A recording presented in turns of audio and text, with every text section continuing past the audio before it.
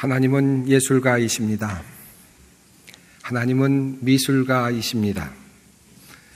그분은 빛을 통하여 아름다운 색깔을 만들어내시고 산과 하늘과 바다에 멋진 물감을 입혀내셨습니다. 하나님은 설치 미술가이십니다. 온 우주와 해와 달과 별들을 달아매시고 그것들이 한치의 오차도 없이 움직이도록 만들어내셨습니다. 하나님은 조각가이십니다. 땅속에서 바위가 드러나게 하시고 그리고 바람과 그리고 비를 통해서 멋진 조각품들을 만들어내셨습니다. 나무들이 땅에서 올라오게 하셨으며 그리고 멋진 열매들이 하나도 같지 않은 열매들이 주렁주렁 열리도록 만들어내셨습니다. 하나님은 음악가이십니다. 바닷가의 파도소리, 새들의 노래소리, 그리고 하늘의 천둥소리, 그리고 매미들의 울음소리 이르기까지 수없는 소리들을 만들어내셨습니다. 온 우주가 벅찬 소리들로 가득 차 있습니다. 하나님은 이 세상을 창조하시면서 여러 번 보시기에 좋았다라고 말씀을 하셨습니다. 아름다움을 형상화해서 온 우주와 세상을 만들어내신 것입니다. 하나님은 멋진 드라마의 작가요, 소설가이십니다. 골고다 언덕, 그 모든 것들이 끝난 것 같은 바로 그곳, 십자가 앞에서 죽음과 그리고 죄가 그 위용을 자랑하던 바로 그 산막이 끝나고 모든 것이 끝난 것 같았던 바로 그 사막에서 하나님은 무덤에 누우셨던 예수 그리스도를 다시 일으켜 세우시는 기가 막힌 반전의 역사를, 드라마를 써내셨습니다. 그러므로 하나님은 예술가이십니다. 예수님도 뛰어난 예술가이셨습니다. 예수님은 예사롭게 이 세상을 보지 않으셨습니다. 마치 시인처럼 온 세상 만물 속에서 아름다움의 의미들을, 하나님의 의미들을 찾아내시는 분이셨습니다. 그래서 주님의 말씀 속에는 들이 있고 그리고 그 위에는 푸른 하늘이 있습니다. 그 푸른 하늘, 그 공중에는 새들이 날아다니고 있고 그리고 그 하늘 아래에는 씨 뿌리는 농부가 있습니다. 예수님께서는 길가에 피어있는 하찮은 백합화를 보시면서 하나님의 손길을 느낄 줄 아셨고 그것을 노래하실 수 있었던 분이셨습니다. 예수님께서 눈먼 사람에게 진흙을 발라주시면서 그를 고쳐주셨을 때, 예수님께서 성전에 올라가셔서 상인들을 내어 쫓으셨을 때 그의 행동은 마치 오늘의 행위 예술가들을 닮아 있습니다. 잡히시던 밤 제자들과 함께 식사를 하시고 대야에 물을 떠서 제자들의 발을 씻겨주셨던 그 모습, 그리고 떡과 잔을 드시면서 이것은 나의 몸이다, 이것은 나의 피다라고 말씀하셨던 바로 그 예전, 그것은 오고 오는 세대가 지금까지도 지키고 기억하는 멋진 예술적 행위로 남아 있습니다. 하나님도 예술가이시고 예수님도 예술가이시기에 그분의 형상을 따라 지음을 받은 우리 또한 예술가입니다. 하나님께서 자신의 형상을 따라 사람을 만드셨다라는 말을 바꾸면 하나님께서는 무엇을 만들어낼 수 있고 창조해낼 수 있는 예술적 존재로 인간을 만드셨다라는 말이 되기 때문입니다. 그래서 인간은 예술가입니다. 하나님의 예술성이 사람의 영혼과 그리고 마음에 스며져 있기 때문에 그러합니다. 때로 우리는 신앙생활을 하면서 우리들의 신앙생활을 교리적인 관점에서 그리고 진위 판단적인 관점에서 정의적 관점에서 신앙생활을 할 때가 종종 많이 있습니다. 우리는 신앙생활을 하면서 이와 같은 질문들을 많이 하곤 합니다. 무엇이 맞는가? 무엇이 틀리는가? 성경에 무엇이라고 했는가? 어떻게 하면 되는가? 어떻게 하지 않아야 하는가? 정통인가? 아닌가? 누가 좋은 사람이고 누가 나쁜 사람인가? 누가 맞는가? 누가 틀리는가? 이와 같은 관점으로 신앙생활을 하는 경우들이 많습니다. 율법적인 경우라고도 말할 수 있겠습니다. 물론 이러한 관점은 매우 귀중한 관점입니다만 이렇게만 살다 보면 자칫 우리는 신앙의 예술성을 놓쳐버릴 수가 있습니다. 우리가 알고 있는 많은 교회 역사 속에 있는 수많은 정의를 내세웠던 투쟁들이 있습니다. 그들 중에 상당수는 오늘날 부끄러운 그리스도인들의 자화상으로 남아 있습니다. 성 바돌로뮤 대학살 사건, 그때 가톨릭 교도들은 개신교도들을 수없이 죽인 후에 기뻐하면서 교황은 이날을 테데움, 하나님의 날이라고 기뻐하며 축제를 벌이라고 그렇게 선언했던 적이 있습니다. 십자군 전쟁을 비롯하여서 중세시대의 마녀사냥은 지금까지도 세상 사람들의 조롱거리로 남아 있습니다. 오늘날 한국교회는 특별히 이러한 신앙의 예술성이 많이 희박해지지 않았는가 하는 생각을 해보게 됩니다. 교회 안에서 교인들이 서로 편을 나누어 싸우고 서로 자신의 주장이 맞다고 주장하며 서로 폭력을 행사하며 용력을 동원하며 교회당을 점령하는 모습들을 간간히 보면서 오늘날의 한국교회는 설령 맞다 틀리다의 정의의 표제는 있는지 모르지만 예술적 아름다움은 존재하지 않는다는 생각을 하게 됩니다. 아름답게 신앙을 표현하는 것, 즉 신앙의 예술성이 필요한 시점입니다. 그렇다면 정의를 넘어서는 아름다움은 도대체 어디에 있는 것입니까?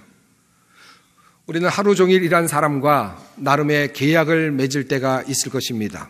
어떤 사람이 나에게 노동력을 제공해주면 나는 당신에게 얼마를 주겠습니다. 약속을 할 수 있겠습니다. 거래가 이루어지겠죠. 그랬을 때 약속한 사람이 나에게 약속한 대로 노동력을 제공했는가 아닌가는 정의의 문제로 판가름 날 것입니다. 또한 제가 약속한 대로 돈을 지불했는가 하지 않았는가의 문제는 역시 또 정의의 문제로 그렇게 판가름할 수 있을 것입니다. 그런데 이렇게 살아가는 어떤 사람이 길을 가다가 불쌍한 사람을 만나서 마음에 감동이 되어서 지갑에 있었던 많은 돈을 가지고 그에게 그냥 주었다고 한다면 그것은 또 다른 차원이 생겨나는 것입니다. 그는 어떤 사람이 나에게 어떤 계약도 이루어지지 않았고 어떤 사람은 나에게 노동력도 제공하지 않았습니다만 마음에 감동이 되어서 내가 많은 것을 그에게 주었다면 그것이 바로 정의의 차원을 넘는, 거래의 차원을 넘는 바로 예술적 차원이 되는 것입니다. 이렇듯 종종 아름다움은 정의를 넘어선 저편에 존재하곤 합니다. 우리 하나님께서 우리를 상대하실 때에도 하나님은 우리를 정의의 차원에서만 다루지 않으셨습니다. 만약 하나님께서 우리를 정의의 차원에서만 인간을 보시고 다루셨다면 인간은 죄로 가득 차 있는 존재요, 파멸받아 마땅한 존재요, 심판받아 마땅한 존재였을 것입니다. 만약 하나님께서 우리를 경제적인 관점에서, 효율의 관점에서만 다루셨다면 인간을 차라리 포기하시고 새로운 생명을 만들어내시는 것이 아마도 더 효율적이고 빨랐을지도 모릅니다. 그러나 하나님은 인간을 정의의 차원에서만 다루지 않으셨습니다. 정의의 차원에서 심판하지 않으셨습니다. 심판을 미루셨습니다. 인간을 구원하시기 위하여 자신의 사랑하는 외아들을 이 땅에 보내주시는 예술적 행동을 감행하셨습니다. 이것이 바로 하나님께서 우리에게 보여주신 삶의 예술성입니다. 저는 이러한 신앙의 예술적 관점이 오늘 한국교회에 매우 시급히 필요하다고 생각합니다. 더불어서 이 사회 속에서도 이러한 삶의 예술성이 시급히 필요하다고 생각하고 있습니다. 한국 사회가 너무나도 여유가 없어졌습니다. 맞다, 틀리다, 내가 맞다, 네가 틀렸다 이와 같은 판별, 정의의 관점만이 득세를 하고 있습니다. SNS에서 잘못된 글을 하나라도 올리는 날에는 벌떼같이 달려들어서 물어뜯고 죽이는 사회가 되어 버렸습니다. 모두가 다 맞다고 말하고 모두가 다 내가 생각하는 대로만 간다면 이 사회가 올바르게 간다고 그렇게 주장하지만 그러나 아름다움은 보이지 않고 그리고 아름답게 표현되는 양식들은 사라져버린 사회가 되었습니다. 저는 소망교회 목회를 시작하면서 이와 같은 관점에서 목회를 해보기를 원하고 있습니다. 한국 사회 속에서 어떻게 하면 아름다움을 회복할 수 있을까? 그리고 한국 교회가 어떻게 하면 아름다움을 회복할 수 있을까? 하나님의 영역이었던 이 신앙의 아름다움을 어떻게 회복해낼 수 있을까 하는 고민을 하면서 목회의 길에 나서려고 합니다. 아마도 이와 같은 관점으로 저는 오랫동안 여러 번에 걸쳐서 말씀을 나누게 될 것입니다. 그렇지만 오늘은 창조의 관점에서 하나님의 창조의 과정을 살펴봄으로써 어떻게 하면 우리들의 신앙의 예술성을 만들어낼 수 있을 것인가에 대한 답을 한번 오늘 함께 찾아보기를 원합니다. 우선 예술의 밑바탕에는 동력이 존재합니다. 예술의 동력입니다. 그것은 바로 사랑입니다. 열정이라 말할 수도 있겠습니다. 사랑, 열정으로 시작된 곳에는 언제나 예술적 경지가 나타나곤 합니다. 여러분, 사랑하는 사람들을 보셨습니까? 눈빛이 불타오르고 모든 관심이 그에게로 향합니다. 상대방이 움직이는 모든 일거수일투족이 의미가 됩니다. 그를 위해서는 백송의 장미도 아깝지 않습니다.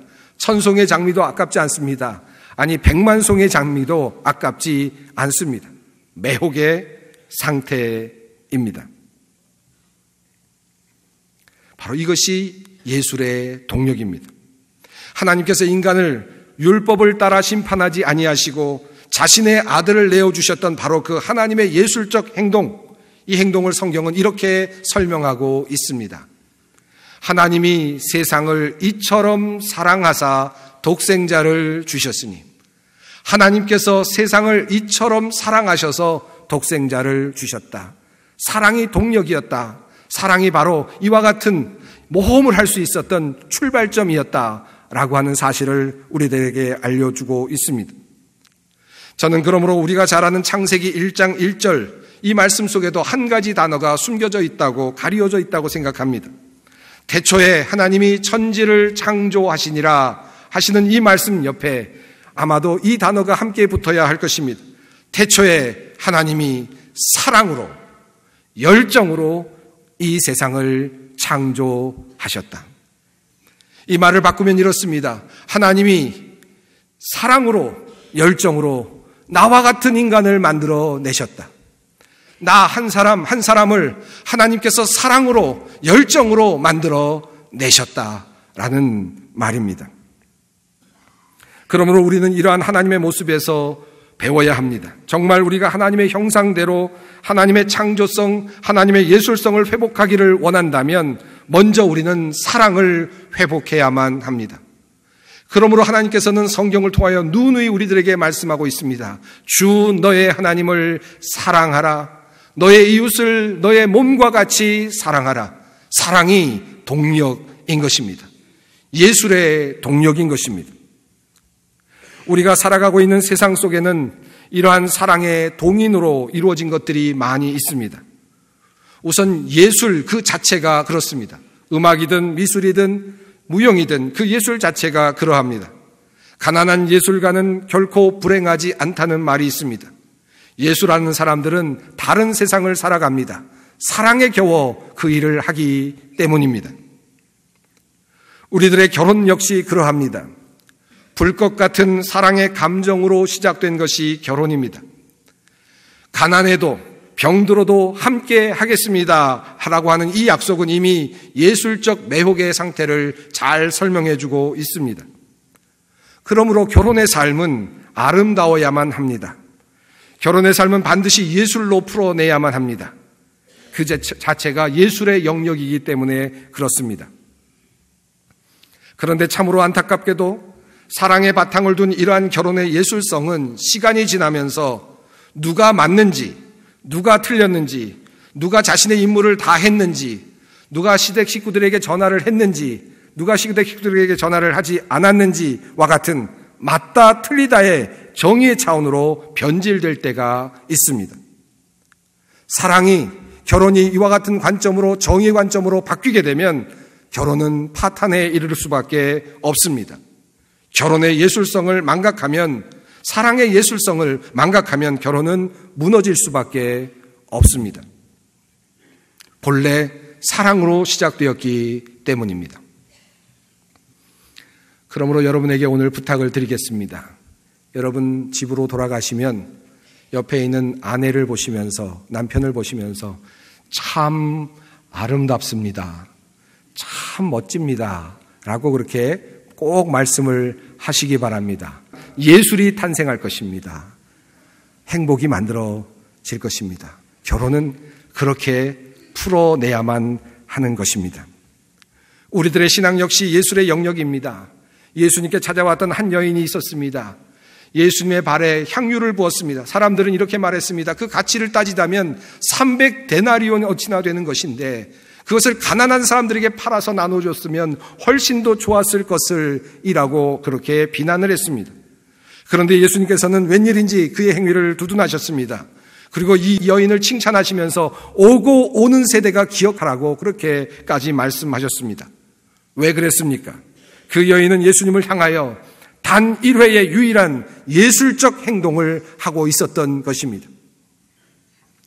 뜨거운 사랑으로 예수님을 사랑하며 이제 그 십자가에 달리실 그분을 사랑하며 그분을 위해서 어떤 가치도 어떤 조건도 생각하지 않은 채 자신이 가졌던 최고의 것을 하나님께, 예수 그리스도께 소비하며 모든 것을 드리는 예술적 행위를 하고 있었기 때문입니다. 그 깊은 사랑이 멋진 사건을 만들어낼 수 있었던 것입니다. 신앙은 본래 예술로 풀어야만 합니다. 옳다 그르다의 문제를 넘어 뜨거운 사랑, 열정으로 풀어내야만 합니다.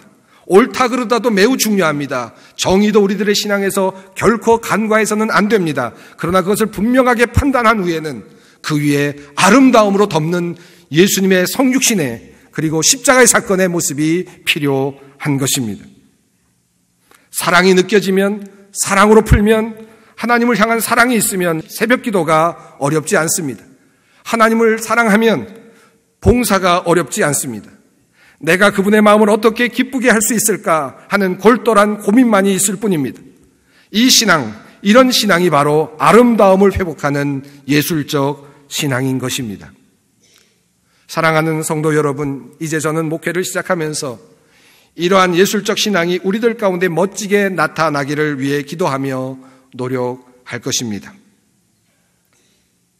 두 번째로 하나님의 창조에서 배울 수 있는 점은 예술은 늘 보잘것없는 재료를 가지고 시작된다는 것입니다. 하나님의 천지 창조를 한번 생각해 보십시오. 하나님께서는 인간을 만드실 때 흙을 가지고 위대한 예술품인 사람을, 인간을 만들어 내셨습니다. 도예가의 손에 잡히기 전에 흙은 그저 흙에 불과합니다. 그러나 그 흙이 도예가의 손에 붙잡히게 되면, 그 손을 거치게 되면 위대한 백자가 되기도 하고 청자가 되기도 합니다. 조각가의 손에 들리기 전에 그 돌은 그저 돌에 불과합니다. 그러나 그 조각가들이 그것을 다듬고 만지고 닦으면 그것은 로댕의 생각하는 사람도 되고 비너스의 상도 되는 것입니다. 예술가는 처음부터 위대한 것을 가지고 시작하지 않습니다. 예술가는 버려진 것, 사람들이 그 속에서 아름다움을 발견하지 못하는 것을 가지고 그것을 빚어서, 그것을 쪼개서, 그것에 무엇인가를 덧붙여서 아름다운 예술품을 만들어내는 것입니다. 사람들이 보기에는 키가 작고 욕심 많은 세리, 삭개오, 주님께서는 그를 보시고 멋진 작품으로 만들어내셨습니다.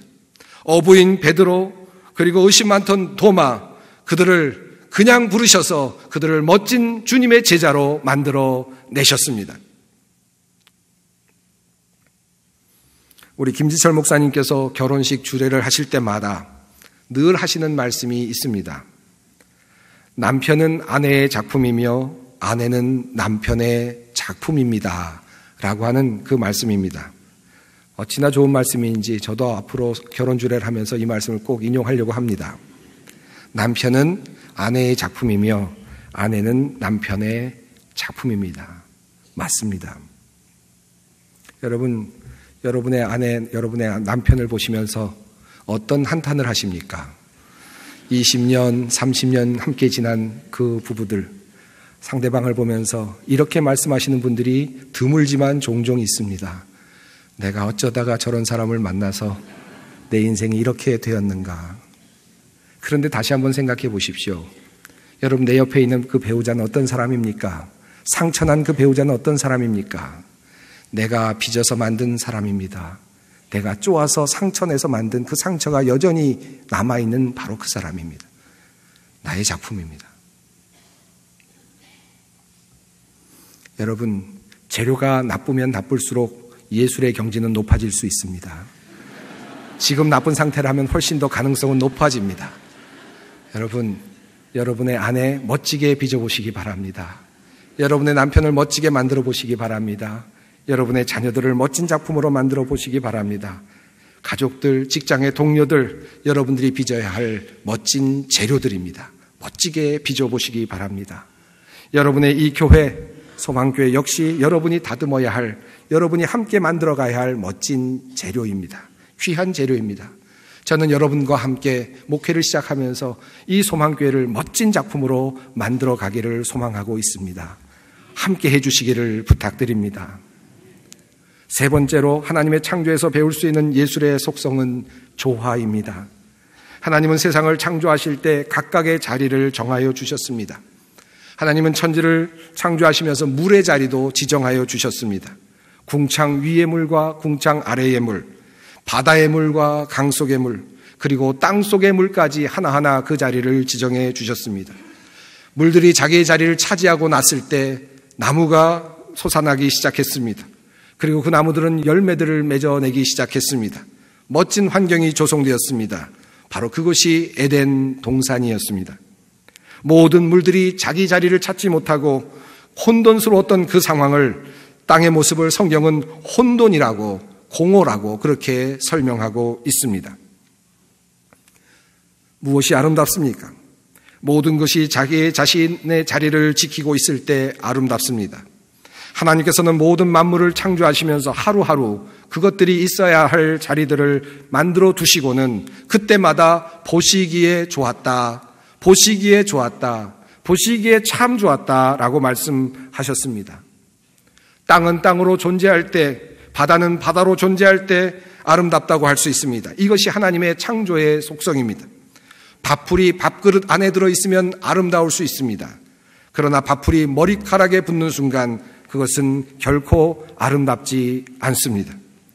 이것이 하나님의 예술성의 근본적 원리입니다. 모든 것은 자기의 자리에서 자기의 자리를 지킬 때, 인간은 인간으로서 세상을 섬기고 관리할 때 아름답습니다. 악기를 연주하는 사람은 악기를 연주할 때 아름답고, 연구하는 사람은 책을 보면서 무엇인가 골똘히 생각할 때 아름답습니다. 이것이 아름다움의 속성입니다. 목회자는 목회자의 자리에 있을 때, 장로는 장로의 자리를 지킬 때, 권사님은 권사님의 자리를 지킬 때, 찬양대원은 찬양대로서 찬양을 부르고 있을 때 가장 아름답습니다. 하나님은 온 세상을 창조하시기에 아름답고, 그의 아들 예수 그리스도는 인간을 위해 십자가를 지시기에 또한 아름다운 것입니다. 사랑하는 성도 여러분, 여러분의 자리는 어디입니까? 무엇이 가장 여러분을 아름답게 만드는 자리일까요?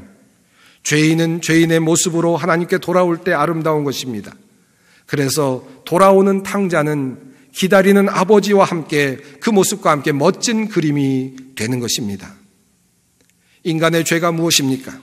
인간이 인간 본연의 자리를 망각하고 자신이 하나님의 자리를 차지하려고 하는, 자신의 자리를 제대로 찾지 못하는 모습이 바로 인간의 죄악이었습니다. 그러므로 사랑하는 성도 여러분, 여러분의 자리가 어디인지를 깊이 생각해 보시기 바랍니다. 그리고 혹시 여러분이 지금 있어야 할 자리에 있지 않다면 그 자리로부터 벗어나올 수 있게 되기를 바랍니다. 여러분이 있어야 될 그 자리에서 빛나게, 여러분의 삶을 아름답게 만들어 내실 수 있게 되기를 바랍니다. 하나님은 예술가이십니다. 예수님도 예술가이십니다. 물론 성령님도 예술가이십니다. 그러므로 하나님의 형상으로 지음받은 성도 여러분, 여러분도 예술가가 되십시오. 함께 예술가가 되십시다.